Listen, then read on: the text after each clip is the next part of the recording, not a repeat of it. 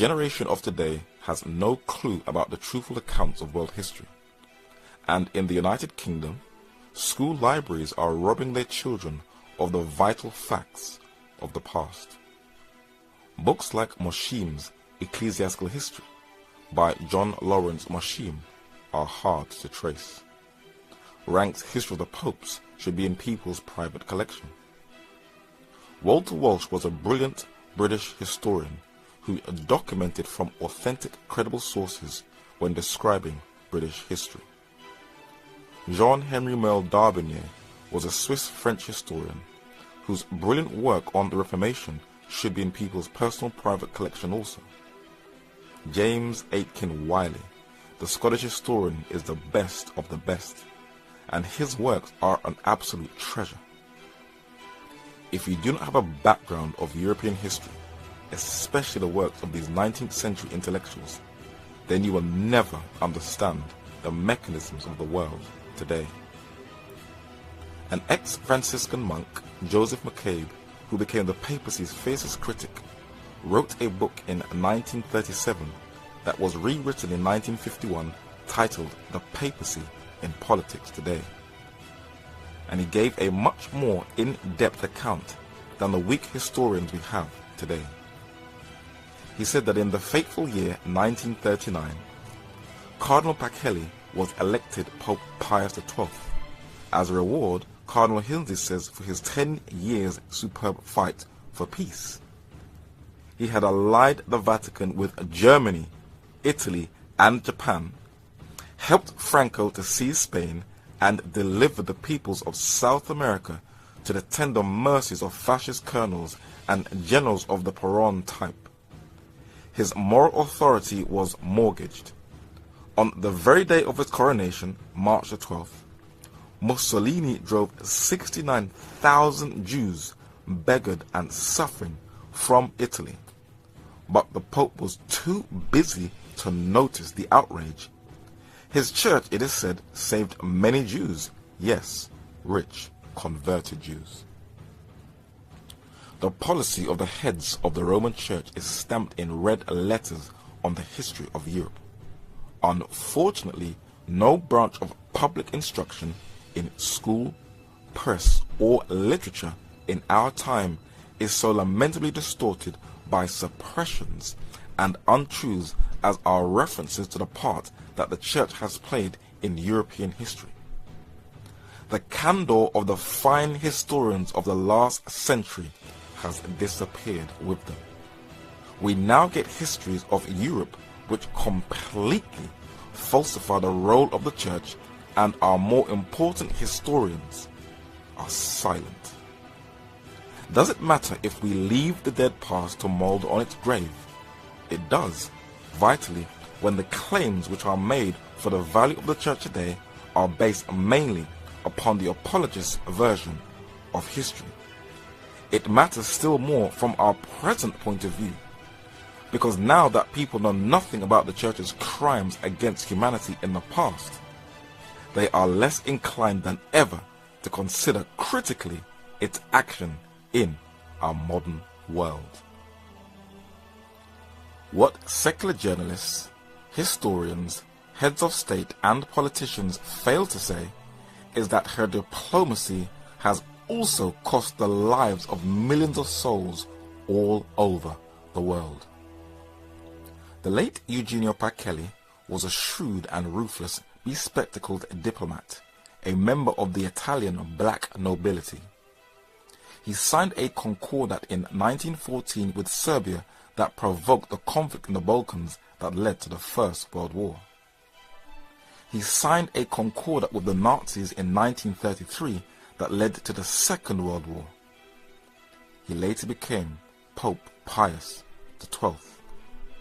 You will scarcely see a book written on the papacy's role in the two world wars, neither a video, DVD, or documentary on TV. The secular world is just too scared. When you look at the heads of state, Ante Pavlich, the Poglavnich, the head of Croatia, you can see him with the papal hierarchy with the fascist salute. Benito Mussolini, the Il Duce, the head of fascist Italy, also with the papal hierarchy doing the fascist salute. Francisco Franco, the Generalissimo, the head of fascist Spain, also with the papal hierarchy doing the fascist salute. And Adolf Hitler, the Führer, the Austrian-born German dictator with the papal hierarchy with the fascist salute. This was the biggest attempt ever to take over the entire planet.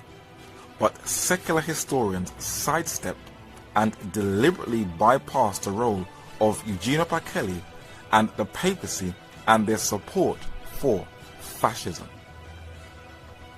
In the British newspaper, The Voice, it documents the high volume of black troops and black individuals who were mercilessly murdered by the Nazis during the Second World War.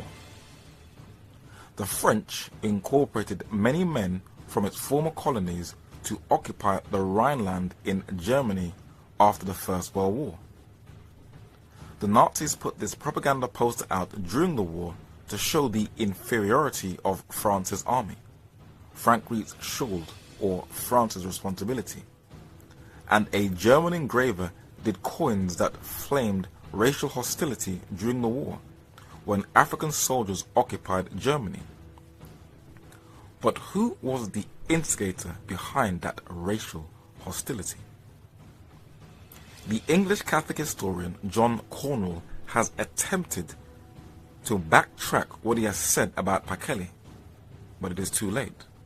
For in his book titled Hitler's Pope, with access to the Vatican's secret archives, he documents that Eugenio Pacelli and the papal hierarchy were the biggest instigators of that lie that German women were being raped by black soldiers. He said that as early as April 1920, responding to a request of German bishops and lay petitioners, Pacelli had informed Gaspari that France's black troops were routinely raping German women and children in the Rhineland, and that the influence of the Holy See should be employed to bring pressure on the French government to remove these soldiers forthwith. In a reply to Gaspari on January the 16th, the French ambassador to the Holy See vigorously dismissed Pacelli's and Bertram's allegations, describing them as odious propaganda inspired by Berlin. During the pontificate of Joseph Ratzinger, aka Pope Benedict XVI, many questioned if he collaborated with the Nazis when a youth. But many, especially in the Jewish community, were angry when he endorsed a bishop who had Nazi sympathies. But people still just can't see. 2014 and also 2013 has seen quite a number of World War II films. But historians are either ignorant of the papacy's role, or if they do get access to material, they won't use it for fear of not getting funding by high-profile studios. Kostra Gavras, the Greek-French filmmaker and the current president of the Cinémathèque Française, made a film titled Amen, showing the papacy's role in the Second World War, for he is renowned for covering controversial political issues. Most people tiptoe around this issue, but this director braved it up to a point. The British newspaper, the Daily Mail, did an interesting review on the film that has some interesting points. The veteran director Kostra Gavras grapples with an issue that Hollywood has been wary to approach. Kostra Gavras never mentions Pastor Troll's personal reputation for anti-Semitism or his dislike for black people. One of the main protagonists in the film is a young Jesuit priest. The Jesuits, the shock troops of Rome, have a clever way of covering their bloodthirsty history, not being detected for their past global horrors. But not everyone is buying into it.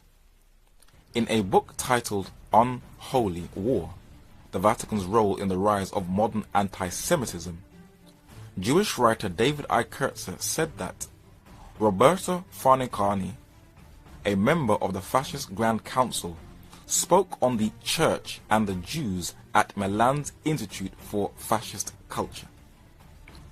Farnicani recalled that the constitution of the Jesuit order forbade it from accepting as members anyone descended from the Jewish race up to the 5th generation, and added, the Aryan racism of the Jesuits is thus more severe than that of Germany itself.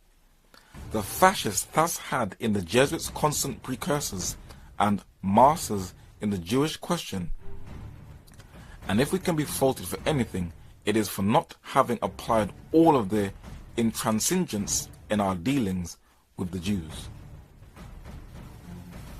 The seeds of Catholic anti-Semitism in Austria that had been planted with the Vatican's help in the last 2 decades of the 19th century continued to bear fruit in the years following the First World War. A widely distributed lecture by a well-known Jesuit orator, Victor Kolb, reflects the tenor of Austrian Catholic attitudes toward the Jews as the war began. Kolb's speech was immediately translated into Italian and printed at the request of Father Władimir Ledochowski, the Polish priest soon to become head of the Jesuit order worldwide.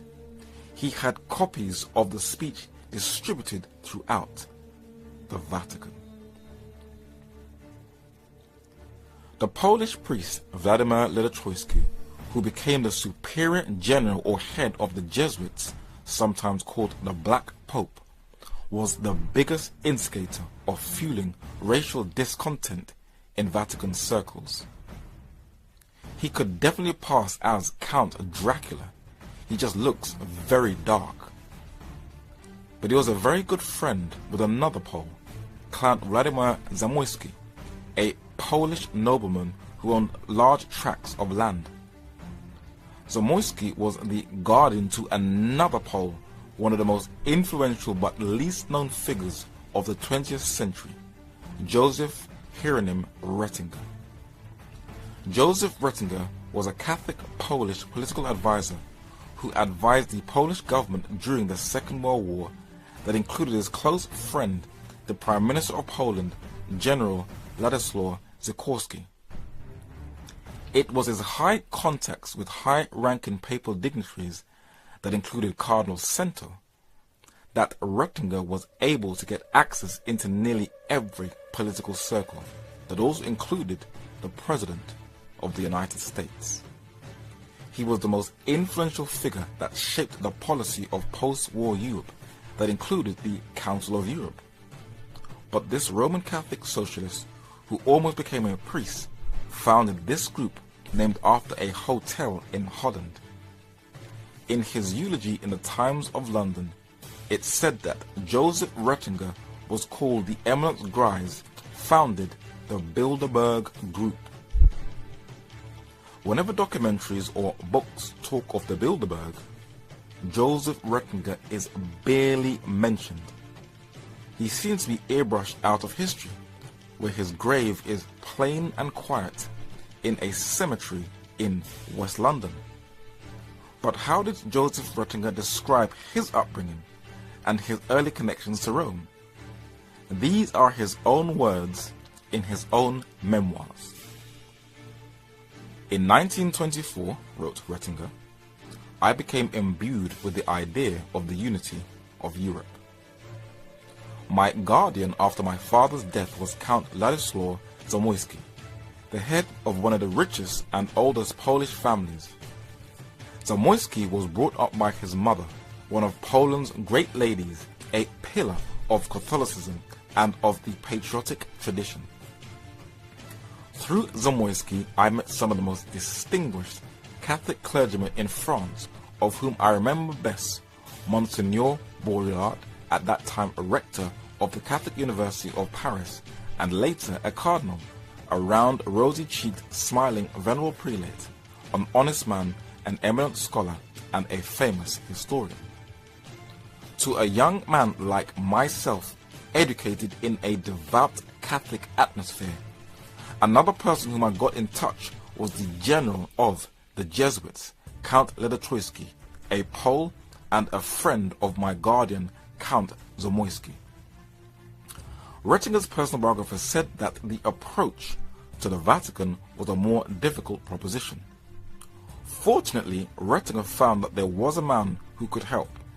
This was Dr. Luigi Gedda, an intimate friend of and medical advisor to Pope Pius XII, and head of the powerful Azione Cattolica, at that time the power behind the ruling Christian Democratic Party. Rettinger did not know him, but an introduction was easily arranged. They met, dined, and established an immediate rapport. Gedda agreed to give Rettinger his full support.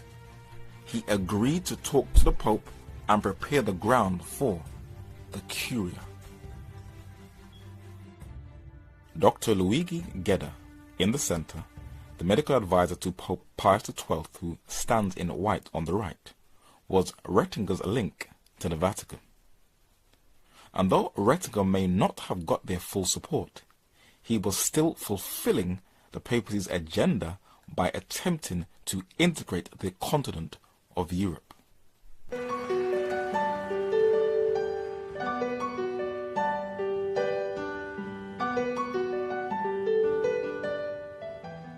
Agli uomini e alle donne mafiosi,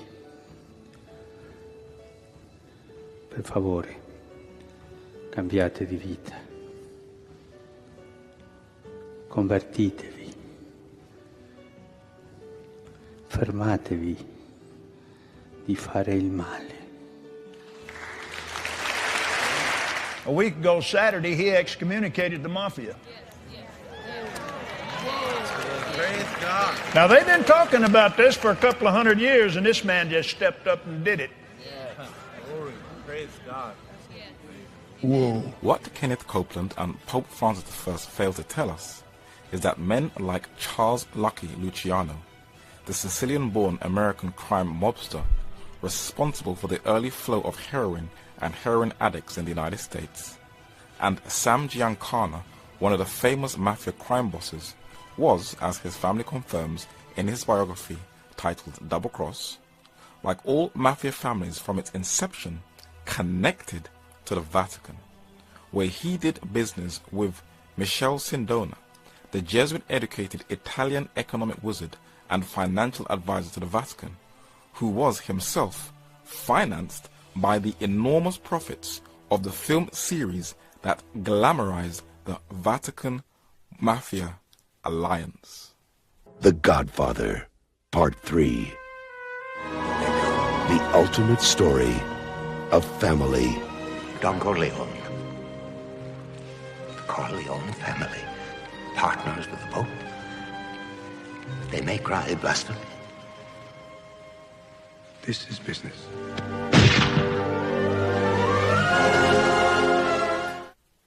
The papacy has sympathy from heads of state all over Europe, where successive Italian leaders such as Romano Prodi recognizes papal supremacy when he met the late Pope John Paul II with his family.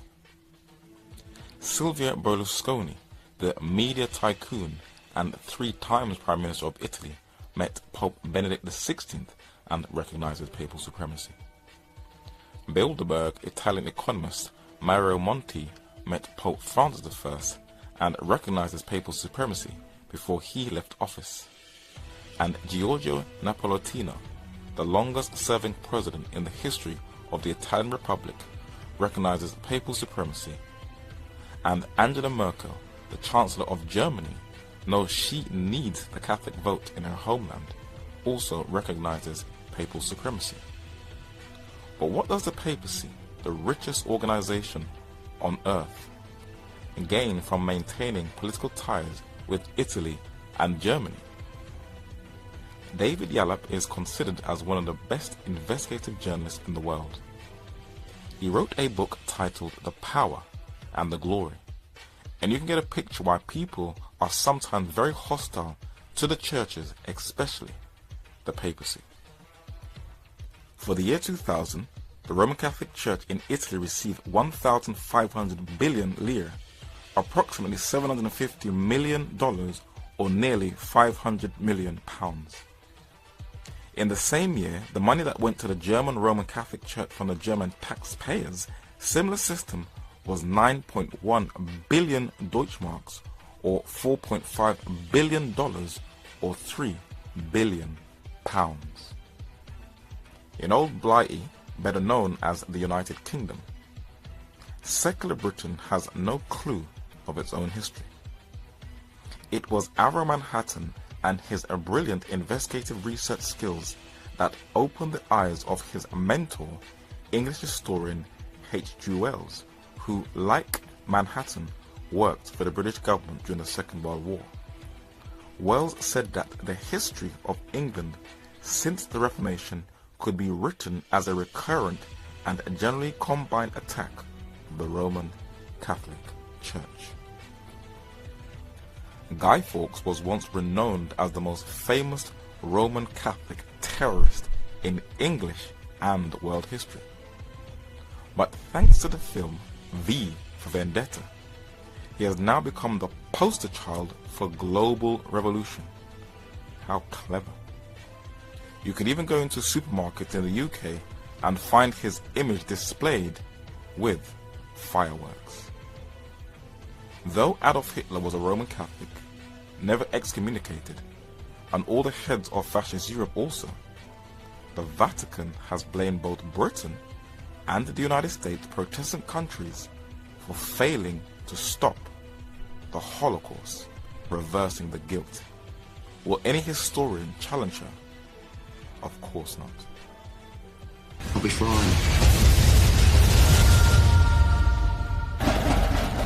This is the front line, boys. Catholics and Protestants living side by side at each other's throats, divided by the Divis flats. But do not enter the flats. They become very dangerous.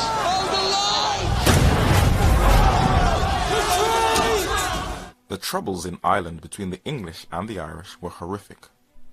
But every now and then, an article will come out that shows that the Roman Catholic clergy were not only stirring the conflict, but instrumental in assisting the IRA in setting off bombs. Will she be challenged? Of course not. When Pope Benedict XVI came to Britain in September 2010, though the media downplayed it, for they protected his image, the British public were enraged. For in the midst of an economic crisis, when people were struggling to make ends meet, and foreign troops are on foreign soil in 2 wars, the British government paid for his trip, where his visit will last for 4 days and will cost up to £20 million, of which 12 million will be paid by British taxpayers. The British Catholic newspaper even confirmed that British foreign aid money to help the poor around the world was used to finance Benedict XVI's trip. The First Kingdom, the papacy, is just having a field day with these so-called secular governments. But let us now turn our attention to France, considered as the most secular state in Europe. When Francois Hollande, the President of France, visited Pope Francis I in the Vatican, the body language alone shows that there is a definite hostility, which is totally different from France's early days with the papacy. When the Frankish king Clovis was baptized in 508 AD, France became the first kingdom to convert and give allegiance to the papacy and the Pope of Rome, becoming its eldest child. But what made it turn on the papacy that led to that bloody revolution? Why did this child rebel from its mother? And what were the different religious, political and social mechanisms that led to a revolution that not only affected France, but the entire world? Well, we need to dig up the archives. From the 11th century AD, France burned out any trace of apostolic Christianity so there was no trace of it. But then she took it to a whole new level. When the film The Kingdom of Heaven was released, the Vatican and her secular slaves condemned it, calling it a marketing tool for Al-Qaeda and the late Osama bin Laden. Though you can't expect pinpoint historical accuracy from the sensationalism of Hollywood, it basically saw that the Crusades was a merciless bloodbath. But what European nation stayed its course from start to finish? This Jesuit priest with a panel of Catholic apologists attempt to defend the Crusades, but give an insight into what nation led the assault. The reason that they're there is a devotional region. They're there because they want to do something that is good, because they are themselves intently sinful people. They know how much they're sinful, and they know that they need a great deal of penance to pay for those sins. These are professional warriors. They live their life by the sword, and they know they have a hard row to hoe to get into heaven. Yeah. That's what's leading them. Call, and the only person to issue a call to at that time was the Pope. So he appealed to Western Europe. And the Pope Urban II, to them, it was the Franks mainly who went on this crusade. And again, so folks understand, the Franks are the barbarian tribe that invaded Gaul, the Roman province of Gaul. Well, they were barbarian before Christians, before they became Christian. Like everybody else down there. Yes, indeed. They were all barbarians, you know. And the Franks were a particular tribe of barbarians that prospered and did well, became France, but that they were the bulk. I think it's important to realize too that they were actually volunteers. They weren't being paid to go on a crusade. They were doing it because of their love of Christianity. This image is of the French Pope Urban II, rallying up the papal dignitaries into that geopolitical bloodbath that still has left an unhealed wound in the Orient, the Middle East. Philip Schaff was a Swiss-born, German-educated Protestant theologian who taught in the United States and left a volume of well-researched works. In his History of the Christian Church, Volume 5, we get a verification of that papal panel discussion. He said that the Crusaders sought the living among the dead. They mistook the visible for the invisible, confused the terrestrial and the celestial Jerusalem, and returned disillusioned. They learned in Jerusalem, or after ages have learned through them, that Christ is not there, that he is risen and ascended into heaven, where he sits at the head of a spiritual kingdom. The crusade failed in three respects. The Holy Land was not won.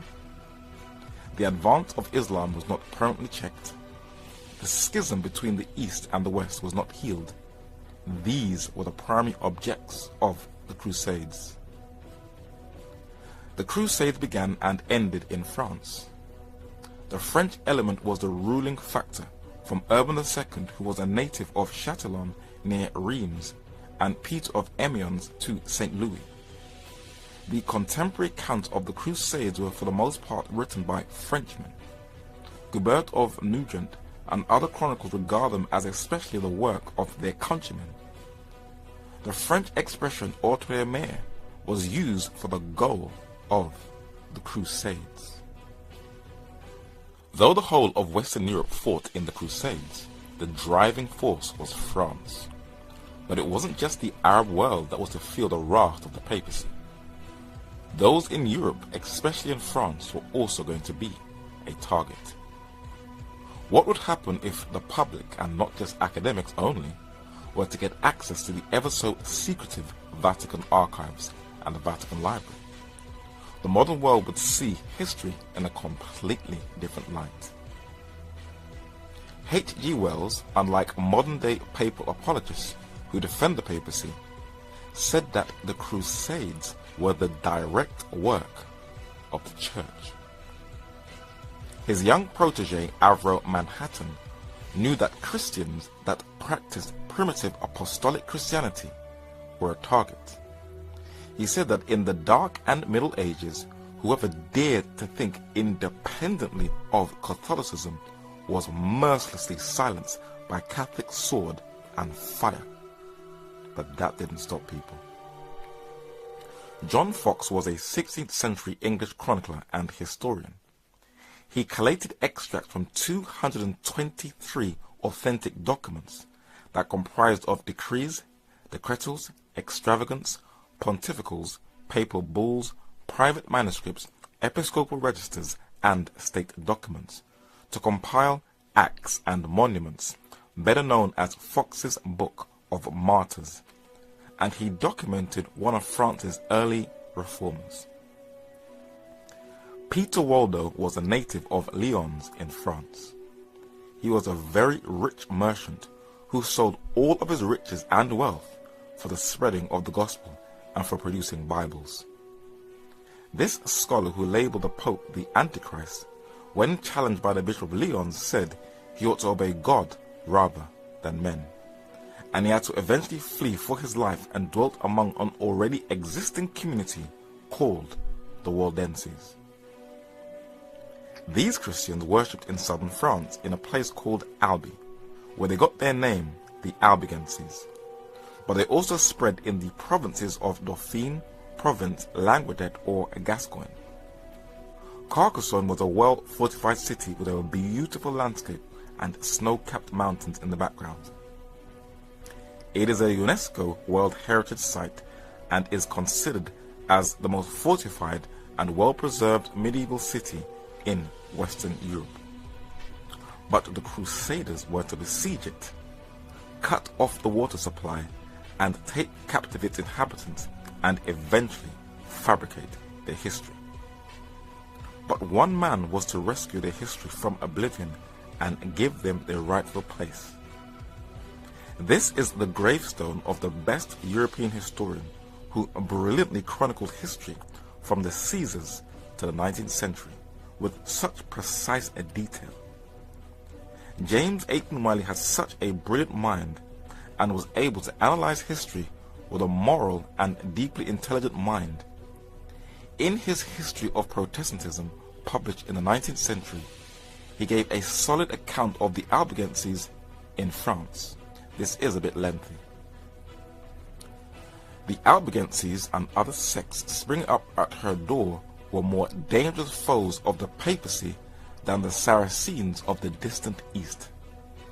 The France of those days, the 12th and 13th centuries, was parted into 4 grand divisions. It is the most southerly of the 4, or Narbonne Gaul, to which our attention is now to be turned. To the riches of the soil were added the wealth of commerce, further embellished by the numerous castles of a powerful nobility. The lively and poetic genius of the people had enabled them to form a language of their own, namely the Provençal. In richness of vocables, softness of cadence, and picturesqueness of idiom, the Provençal excelled all the languages of Europe and promised the universal tongue of Christendom. Best of all, a pure Christianity was developing in the region.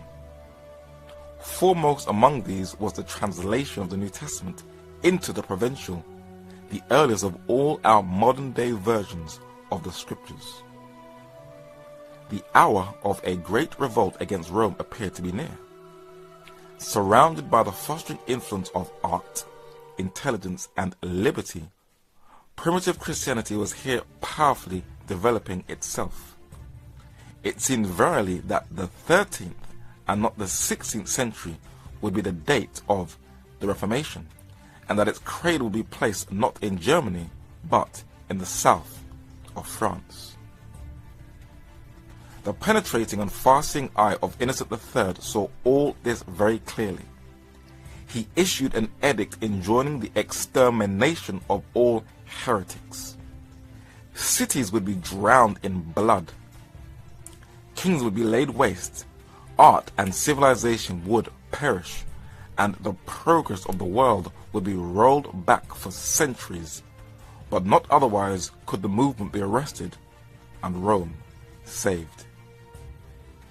In the exposition made by the Bishop of Tournai of the errors of the Albigenses, says Sismondi, we find nearly all the principles on which Luther and Calvin found the Reformation of the 16th century. Lotario de Conti de Segni, better known as Pope Innocent III, the Prince of Darkness, was a true manifestation of Satan. Pompous, big-headed, a murderer from the beginning, for he that hated his brother is a murderer, who feared light and wanted to extinguish it at all costs if it posed a threat to his own glory. He appointed Dominic, the father of the Dominicans, the Black Friars, his alter ego, to spearhead the Inquisition, where the Albigenses were a prime target, and the blood of the martyrs became the seed of the church. They burned all of their literature, that also included the Holy Scriptures, a threat to papal authority, so there will be no trace or record of their history. Dominic also had the Albigenses burned, so there was no trace of them either. Did Jesus instruct the disciples to massacre those who differed in belief from them? What is the justification? Weak historians will say, well, that was the mood of the times. From the death of Christ till this very day, there is absolutely no excuse of Christians massacring anyone. It is totally contrary to the life of Jesus and the Gospels. Here are the remains of the castle that was assaulted in those crusades in southern France. It is in ruins. This is what is left of the legacy of that race of people who are trying to restore the apostolic faith. But secular historians sympathize with the bloodbaths of Rome. John Fox, an eminent scholar and chronicler, documented in his works that secular historians label as anti-Catholic propaganda the legacy of this people whose history is lost in time. He said that the Albigenses were a people of the Reformed religion who inhabited the country of Albi. They were condemned on account of religion in the Council of Lateran by order of Pope Alexander III, but they increased so rapidly that many cities were inhabited exclusively by persons of their persuasions, and several eminent noblemen embraced their doctrines. In the 1911 edition of the Roman Catholic Encyclopedia, Volume 1, the papacy discredits the legacy of this God-fearing people in southern France. Albigenses, from Albi, Latin Albiga, the present capital of the department of Tara, a neo-Manichaean sect that flourished in southern France in the 12th and 13th centuries. They were also called Catharists, though in reality they were only a branch of the Catharist movement. What a complete lie. Those are false accusations made by the papacy, the Albigenses' enemies. But just look how the papacy can manipulate history and win people over to cover a multitude of sins that includes its genocidal bloodbaths. In the most exhaustive study and research book on secret societies titled Occult Theocracy, published in 1930, the author, Edith Starr Miller, also known as Lady Queensborough, though a Christian, she embraced not the reformers John Fox's account of the Albigenses, but the false account of the Catholic Church. She said, as to the Albigenses, their name derived from Albi, a term of Languedoc, covered not one, but many sects issued from Manichaeism and Arianism, and counted also many Jews or Judaized Christians. Under the appellation of Albigenses, historians, that is false ones, whether political or religious, have almost unanimously included Cathars. This is so false and unfair, but it should give you a picture of how the papacy can murder, massacre, and annihilate men, women, and children, distort their history, and have weak historians sympathize with her. Let us quote one more source, the 1973 edition of the Encyclopedia Britannica, Volume 1. It reads, Albigenses. The name derived from the city of Albi, of, and listen to the language, heretical sect in southern France in the 12th and 13th centuries, against which a crusade was launched in 1209. Though the papacy crushed this apostolic revival, a couple of centuries later, another one was to emerge in the 16th century. France, unbeknownst to many, had one of the greatest impacts on the Reformation through one of its finest intellects. The history of the Huguenots, the name given to French Protestants, are recorded in these books. This monument, known as the Reformation Wall, or the International Monument to the Reformation, in Geneva, Switzerland, has in the center John Calvin and his protege Theodore Beza, two Frenchmen. It was constructed in the grounds of the University of Geneva, which was founded by John Calvin. John Calvin was the most influential of all the reformers and the most successful, having more influence in the English-speaking world than in his native France. His theology, based upon a thorough knowledge of the scriptures, a "thus saith the Lord," was biblical rather than ritualistic or scholastic. When the Puritans left Plymouth in England in 1620 to travel to the New World, they were all Calvinists in their thinking, their theology, and their strict, straight-cut living. And unbeknownst to the citizens of the United States, its moral fiber is based on Calvinistic theology. The Scottish reformer John Knox, known as the Thundering Scot, who is also on the Reformation Wall, was also a Calvinist in his strict theology.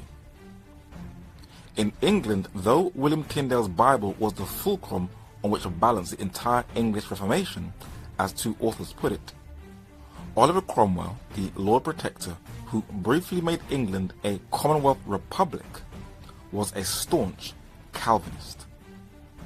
John Milton, Cromwell's Secretary of State and famous poet, was also a Calvinist. And in Bunhian Fields, in the city of London, is a grave of another 17th century Englishman who was temporarily jailed for his faith, John Bunyan, the author of the famous Pilgrim's Progress, another Calvinist.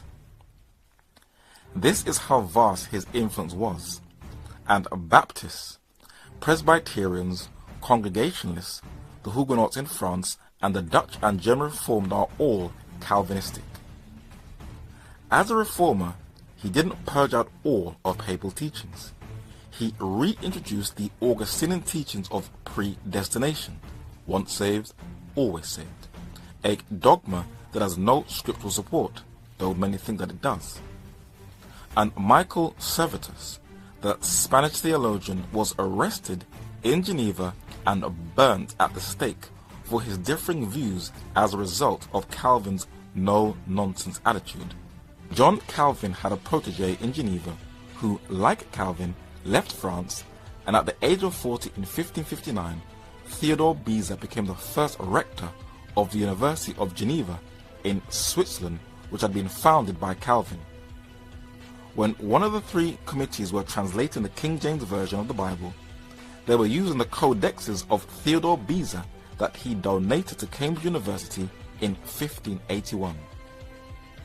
Calvin's influence was spreading like a wildfire throughout Europe, whose educational institutions were spreading rapidly. But in France, another movement was rising that was designed to crush all the influence of the Protestant Reformation. In the University of Paris, also known as La Sorbonne, a Spanish nobleman and former soldier was gathering together a number of men to form a new order to save the papacy of being a past relic. This Spanish Basque name was Don Inigo Lopez de Recalde, who was born at the castle of Loyola in Spain. He is better known as Ignatius de Loyola. And this monk soldier in 1534, at the age of 40, was to gather in one of the oldest churches in France a group of men who called themselves the Society of Jesus. The men in black were labeled as the Jesuits by their Protestant enemies, either in Germany or in France, but the name, which had stigma at first, stuck, and they wore it as a badge of honor. Ignatius presented his credentials to Pope Paul III in 1540, and they were only meant to exist for a temporary basis, but they were so successful that they continued and were titled the Militari Regimini, the militant regiment of the Church, the shock troops of Rome.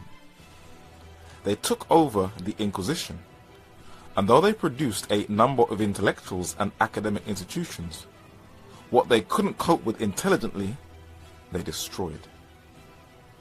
Why doesn't the generation of today know anything about them or European history?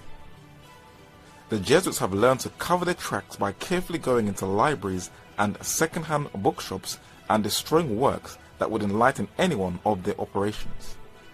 But I believe that in the end, the truth will conquer. And before we go into France, let us briefly look at Asia. The Jesuits spread all over Asia, especially into Japan, where they infiltrated themselves into the samurai culture and formed an alliance with one of Japan's dictators, the shogun Oda Nobunaga. Many of these Jesuits were welcomed into the courts, for they were gifted and skilled at the sciences, but that was a wedge to control the culture in Asia. But many Japanese leaders caught wind of the Jesuit agenda, and they knew it was not to spread the gospel of Jesus Christ, but it was an agenda of papal-led Western imperialism, and many of the Jesuits were massacred in record numbers by the samurai culture of Japan. Today the Jesuits call these men martyrs, but secular writer Avram Manhattan, unlike most secular sympathetic papal apologists, knew exactly why the Japanese beheaded and expelled the Jesuits from their islands, and he gave the true historical account of what really took place. Manhattan said the Jesuits were determined to plant the spiritual and cultural power of the church in Southeast Asia. They attempted with varied success to influence the cultural and political top echelons of society. These missionaries found a powerful protector in Nobunaga, the military dictator of Japan. Japanese civil rulers began to realize that the Catholic Church was not only a religion, but a political power intimately connected with the imperialist expansion of Catholic countries like Portugal, Spain, and other Western nations. Whenever Japanese Catholics formed a majority, the Buddhists and members of other local faiths suffered. Not only were they boycotted, but their temples were closed, and when not destroyed, were seized and converted into churches. In 1587, Hideyoshi visited Kyushu, and to his astonishment found that the Catholic community had carried out the most appalling religious persecution. Everywhere he saw the ruins of Buddhist temples and broken Buddhist idols. The Catholics, in fact, had forcibly attempted to make the whole island of Kyushu totally Catholic. But the Italian Catholic director Martin Scorsese has been working on a project for 10 years, a film called Silence, that portrays the Jesuits as martyrs in Japan, due for release in November 2015, and it will star Liam Neeson and Spider-Man Andrew Garfield, who, as the English Catholic press confirms, is studying Jesuit books to prepare him for the leading role in this film. This isn't the first time Hollywood has glorified the Jesuits. In the 1986 film The Mission, the Jesuits are portrayed as peace-loving missionaries.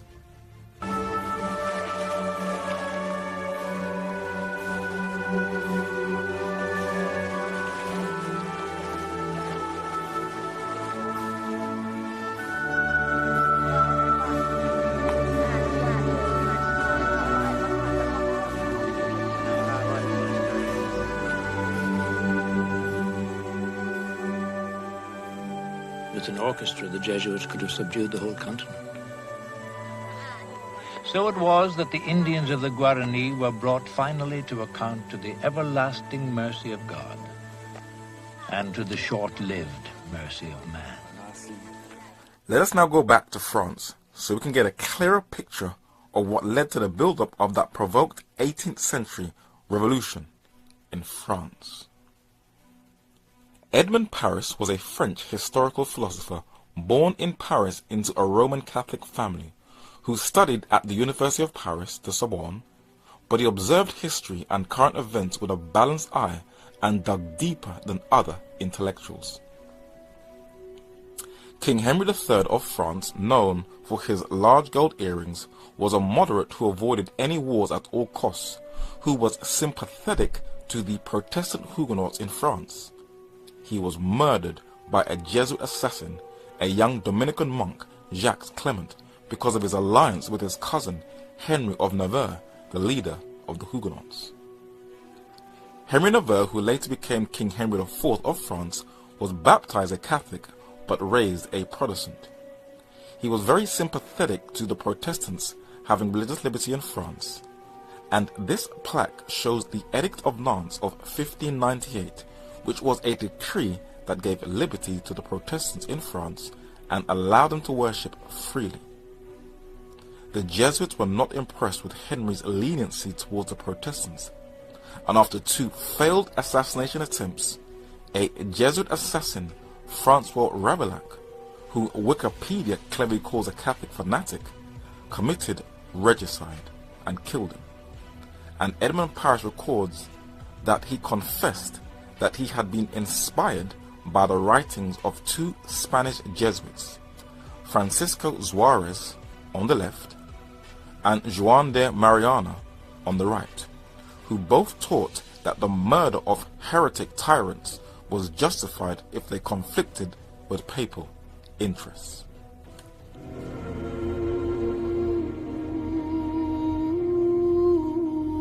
Marguerite de Valois, acceptes-tu pour époux Henri de Bourbon, roi de Navarre?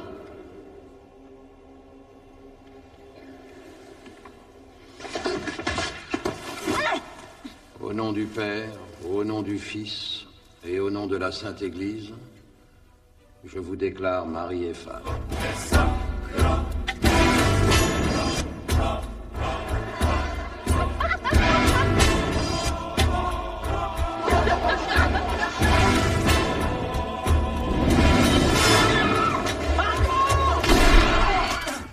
Queen Margot was a film that was released that records one of the worst crimes against humanity that took place just prior to the assassination of the 2 French monarchs previously mentioned.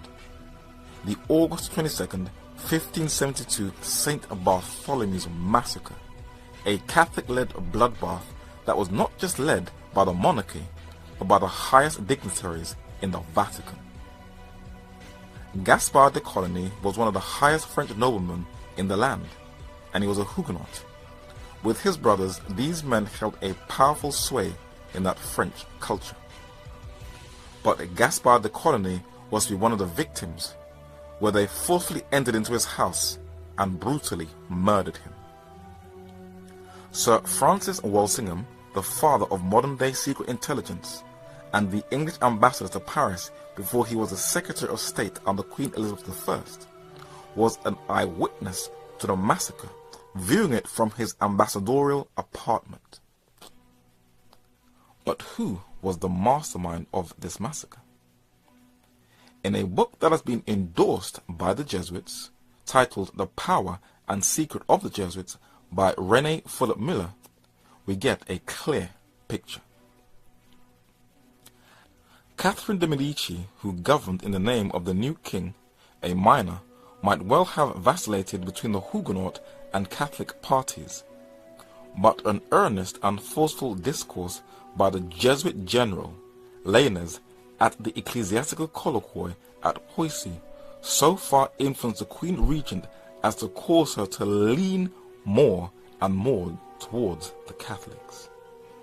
Make no concessions to heresy, Lainez had declared, addressing himself to the Queen Regent, but rather uphold the Catholic faith with all your authority. Then will God, mindful of your piety, preserve to you your earthly kingdom and admit you to the kingdom of heaven. If, however, on the other hand, you are unmindful of your duties towards God, then tremble lest, together with the heavenly kingdom, you lose also your earthly kingdom. This painting shows Catherine Medici with dead French Protestant Huguenots at the St. Bartholomew's Massacre, which shows she gave in to the spiritual abuse of the Jesuit general, Lainez. Historians delete the Black Pope's Diego Lainez's role in the St. Bartholomew's Massacre, and the White Pope, Gregory XIII, struck a medal in commemoration of that Roman Catholic bloodbath in France. Cardinal Reclus, a French nobleman, was ambitious and knew that the only hindrance to control France were the Huguenots, so he led the siege of La Rochelle from 1625 to 1628 that destroyed a whole Protestant city that was on an equal footing with Paris. King Louis XIV, the Sun King, led the last and final assault against the Huguenots in France. On the advice of his Jesuit confessor, Friar Lachaise, to ethnically cleanse the Huguenots, he intimidated them by using the dragonnades to enforce them to be Catholics, face persecution, or flee. Louis XIV struck medals in commemoration of this bloodbath, and many Huguenots fled for their life throughout Europe and even into the United States of America. With the greatest traders and industrialists expelled from the country, and with poor peasants and an absolute power invested into the monarchy, the groundwork was now ripe for that bloody revolution in France. France, the oldest child of the papacy who dominated the Crusades and ethnically cleansed the Albigenses and the Calvinistic Huguenots, was to turn on its mother, the First Kingdom. What goes around, comes around. At the beginning of the study, it was shown that the papacy was prophetically called the Great City. This region in Western Europe is called the 10 Horns or Kingdoms in Daniel chapter 7 verses 7 and 20, and Revelation chapter 13 and verse 1, and chapter 17 and verse 3. Sir Isaac Newton, whose exhaustive studies on the mysteries of life, that not only included science, but also included Bible prophecy, verifies this. I have now enumerated the 10 kingdoms into which the Western Empire became divided at its first break-in, that is, at the time of Romans besieged and taken by the Goths. Some of these kingdoms at length fell, and new ones arose, but whatever was their number afterwards, they are still called the 10 kings from their first number. One of these 10 kingdoms was going to revolt, and the French Revolution is prophesied in the 11th chapter of the book of Revelation, and we shall just touch on a portion of it and see that over 100 years leading up to the revolution, godly men who drank heavily from the fountain of the Holy Scriptures foresaw the revolt in Northern Europe.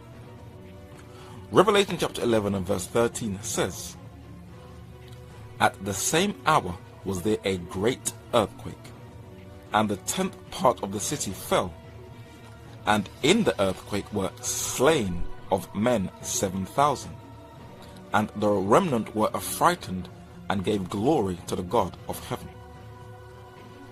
The language of the King James Bible can be sometimes quite difficult for the modern mind to take in.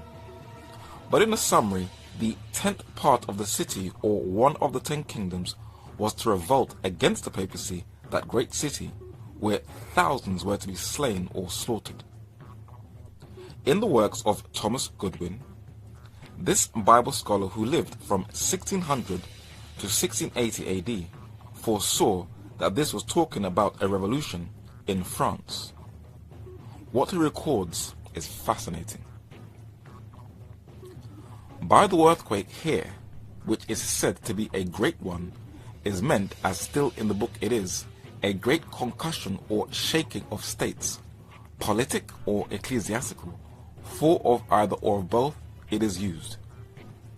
The effect of this earthquake and fall of this 10th part of the city is the killing 7,000 of the names of men. So it is in the original. Now, which of these 10 kingdoms, or of the 10 states in Europe, and what 10th part thereof shall first have this great privilege?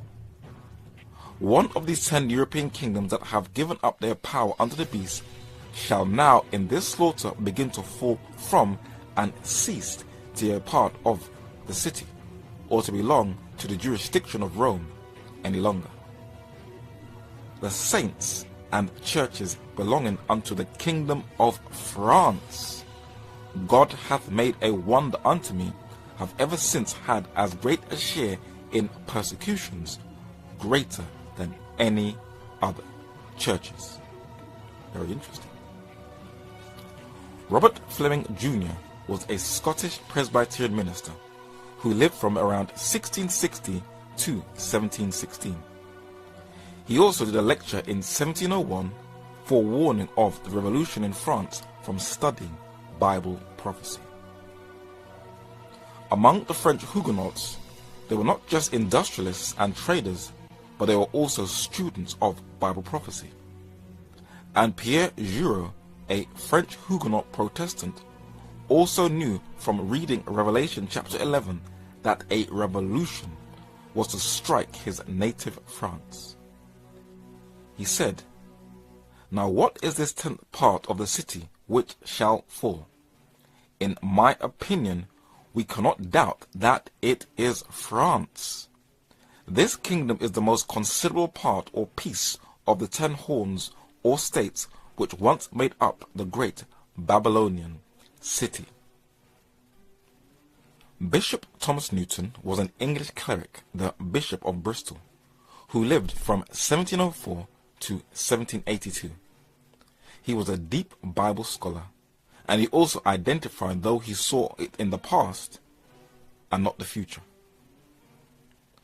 The great earthquake and the falling of the 10th part of the city and the slaying of thousands of men, according to this hypothesis, must be referred to the great commotions and civil wars which for several years afterwards cruelly disturbed and almost destroyed the kingdom of France. After the revolution, in a brilliant scholarly work called The Approaching End of the Age, which teaches how to study Bible prophecy, Dr. Henry Grattan Guinness, an Irish-born Protestant missionary and evangelist who lived from 1835 to 1910, details what led up to the revolution.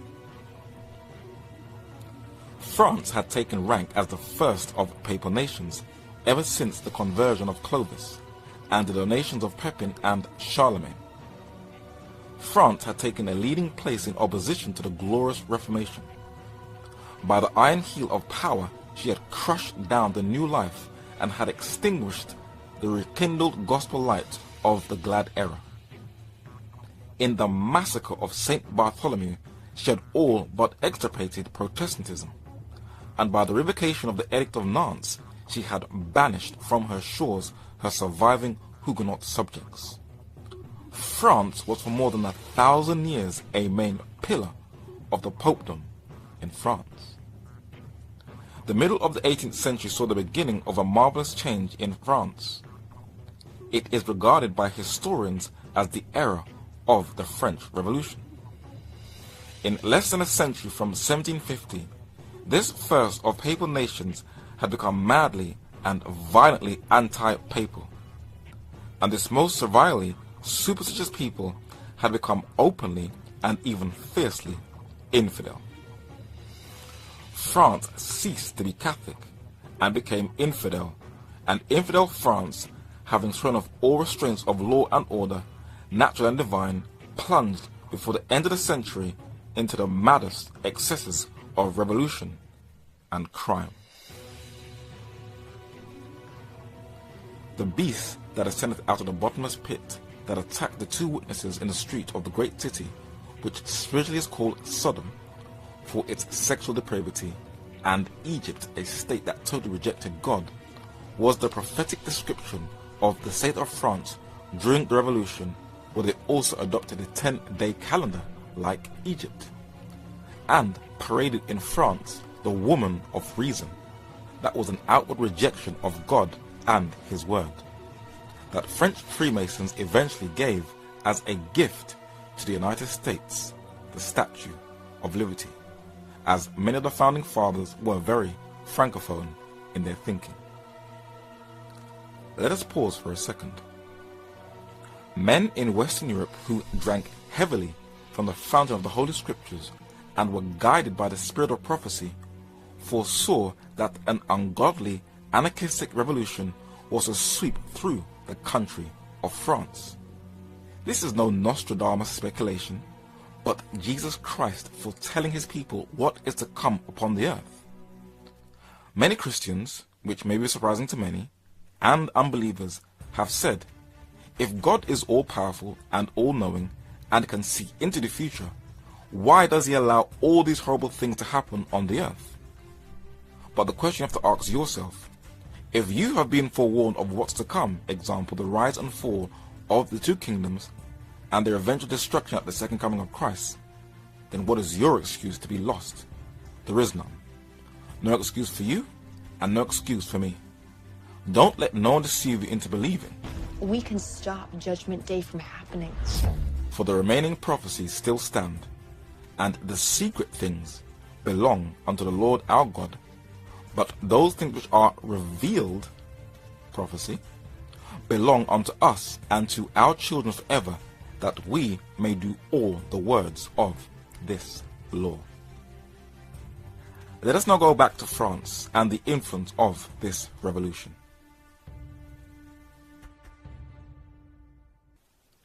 Napoleon Bonaparte, though a Corsican, rode on the wind of the French Revolution, and unbeknownst to himself was fulfilling Bible prophecy, striking a deadly wound to the papacy. One of his top men, Chief of Staff or Major General Louis Alexander Berthier, marched into Rome, arrested the Pope, and stripped him of his fisherman's ring and his temporal power, and what goes around comes around, or the prophetic description of the papacy's humility is, he that leadeth into captivity shall go into captivity. He that killeth with the sword must be killed with the sword. Here is the patience and the faith of the saints. Pope Pius VI died in captivity in 1799 to prophetic precision, and guess where? In France, the oldest and the most faithful child of the papacy. What impact did that revolution have on surrounding states and the rest of the world? James Aitken Wiley knew that the spirit of the revolution did not die out at all, and that it was rekindled, but he gives the reason why in his essay turned book, The Papacy, published in 1852. The papacy at this moment is fighting its third great battle. Its third great war is that which is now waging with an atheistic communism, which has risen contemporaneously and with extraordinary intensity and power, and in all the Catholic countries of Europe. Whence has come this new and destructive principle? It is the natural issue of the bondage in which the human mind has so long been retained, of the violence done to reason and faith. For superstition is the parent of atheism. The national mind in France long struggled to find vent through means of Christianity. This was denied it. It next sought liberty in skepticism, which speedily terminated in atheism. With French infidelity came French democracy. The democratic element entered the world with Christianity, and revived again in the Reformation of John Calvin. There is this difference, however, that whereas the doctrine of Calvin would have given true liberty, constitutional government to Europe, the doctrine of Voltaire gave it an anarchy which baptized itself in blood. Skepticism, engendered thus from superstition, has overspread Europe and set free the masses from all divine control and by necessary consequence from all earthly authority. The brood of revolutions which now torment Europe is the progeny of Rome. The popular vengeance was directed full against the priesthood in the First French Revolution, because the priesthood had been thoroughly identified with the government. The late revolution has produced a reaction among the upper classes in favor of the church. The French Revolution, after Napoleon had extinguished it in blood, as all men believed, has returned from its tomb refreshed by its sleep of half a century to do battle with the dynasties and hierarchies of Europe. The revolution swept through the continent of Europe, but it was the philosophies of the beast that ascended out of the bottomless pit, which will impact Western culture till this day. Jean-Jacques Rousseau, the 18th century Swiss-French Enlightenment philosopher's writings are considered as the most influential of the 18th century in political and social theory and literature. He taught the natural goodness of man and rejected the concept of sin. These ideas were to influence German rationalism, where Friedrich Nietzsche, the German philosopher who eventually had a nervous breakdown, took Rousseau's views to a whole new level with his The Death of God philosophy. He became the father of existentialism that would develop into the ideology of postmodernism, which teaches that each person is free to decide their own truth and their own morality. If it feels good, it's right. Francois-Marie Ariot, better known as Voltaire, was a contemporary of Rousseau, an 18th century French Enlightenment writer who is considered as the spiritual godfather of the French Revolution.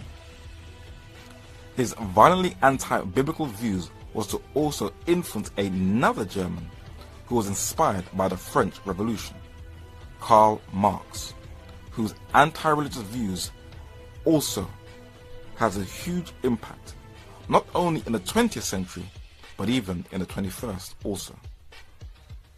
But Napoleon Bonaparte of France was to crown himself emperor, and he did it in the presence of Pope Pius VII in humiliation of his authority.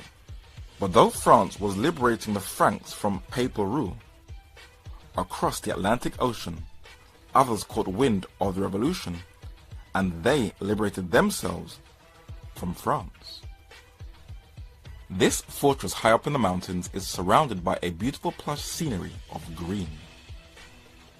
On a close inspection inside this fortress, it is full of cannons to ward off any enemy attack by the French, and they can be found all over this fortress.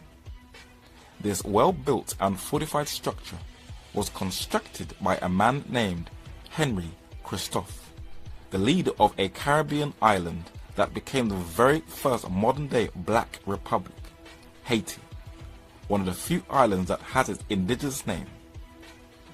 This is the palace of Henry Christophe, and it is very clear that he was a man of high taste. The Haitian Revolution was a revolt by African slaves against French rule, and it was successful. Some of its heroes were men like Jean-Baptiste Belley, who was born in Senegal in West Africa, taken as a slave at the age of 2, and who eventually fought in the Haitian Revolution, and then eventually became a member of the French National Convention. But the most famous leader was a man nicknamed the Black Napoleon, François-Dominique Toussaint Louverture, whose military genius led that slave revolt which declared Haiti a separate republic from French colonial rule. This general is still respected, not just in black circles, but in modern-day France. But in his day, just like in the days of the Bible, for a man to be defeated by a woman was the highest level of shame and embarrassment.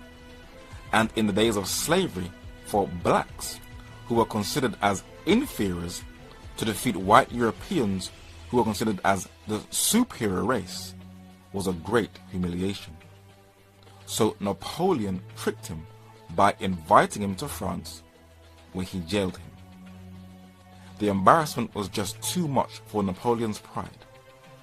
But the revolution in Haiti sent ripples in South America, and it touched another revolutionary, Simon Bolivar, and he wanted it to have a greater impact than the one in North America. El verdadero destino del hombre es la libertad. La voluntad de ser libre es un impulso innato.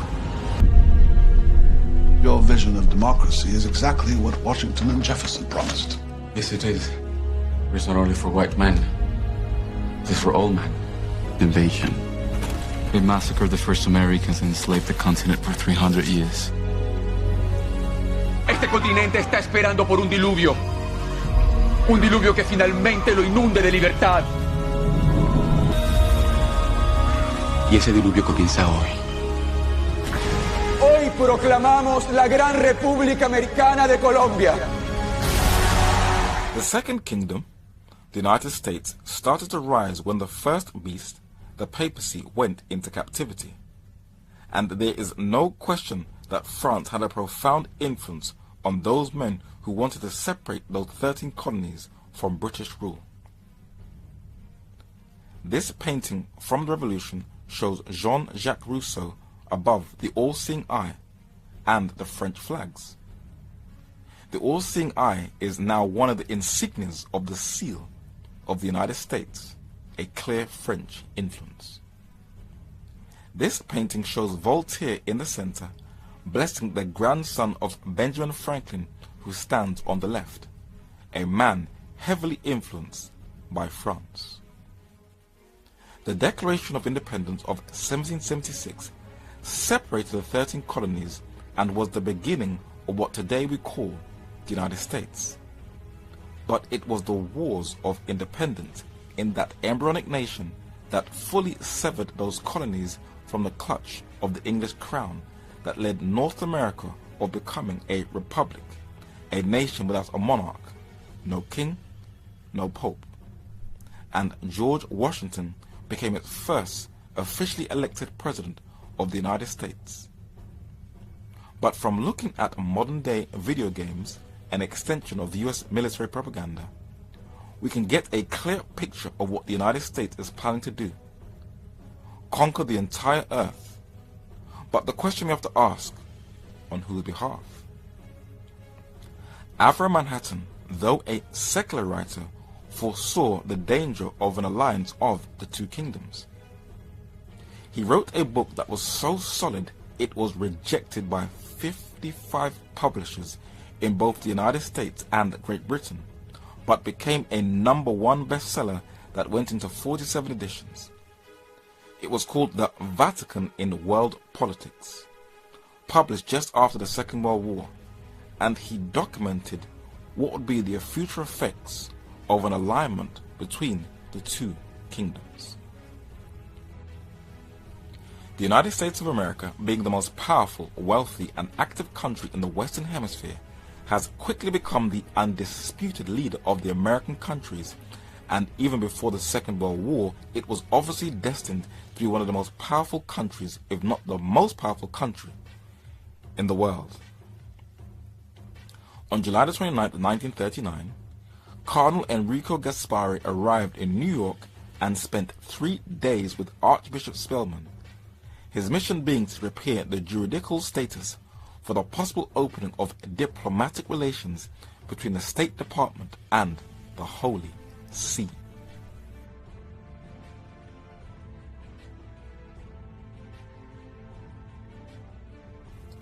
On the day the United States of America has an ambassador to the Vatican will be entitled to have a representative in Washington who will officially address the President on behalf not only of Vatican City, an independent miniature state, but of the Roman Catholic citizens of the United States, and furthermore on behalf of the 400 million Roman Catholics all over the world. Today it is in its billions. What would this mean? That the Constitution of the United States of America would crumble to the ground, and that the separation of the state from the church would be gone forever. How much of such pressure will the fast disintegrating Protestant churches stand? For how long would the Constitution be left unaltered and the separation of church and state be allowed to remain one of the fundamental pillars of the United States? What then should happen to American principles of liberty of conscience, of the individual, of religion, and all those other aspects of freedom that are now an integral part of American life?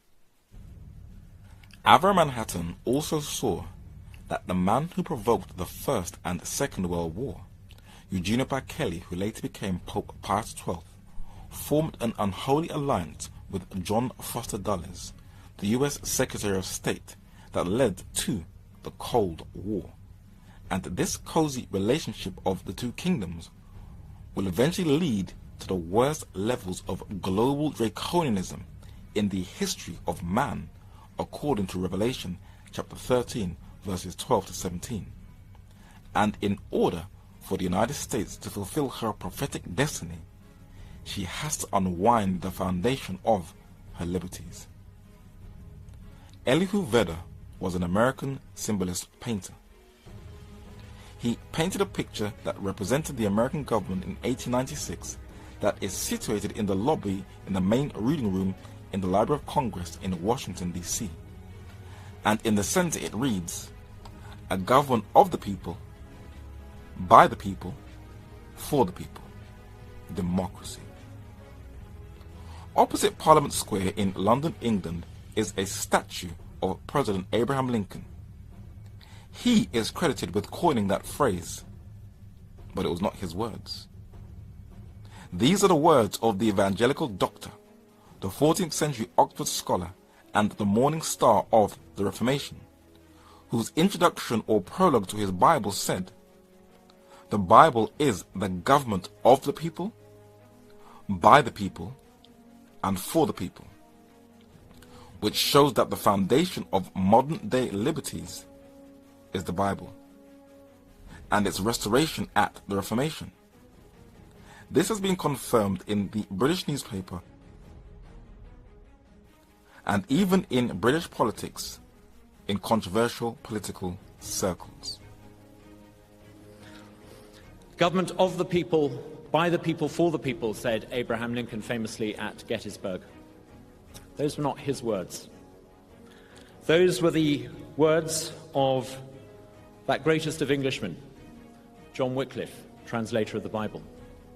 Wycliffe's words were a precursor to an extraordinary transformation, change in technology that redefined the relationship between the governing and the governed. So too in our own time. Whether you sit astride a mass of power in Westminster or in banking, in Whitehall or in Brussels, Wycliffe's words will become ever more insistent. Unbeknownst to most people, the final and intense battle on earth will be over being obedient to the word of God or to the word of man. The choice is yours.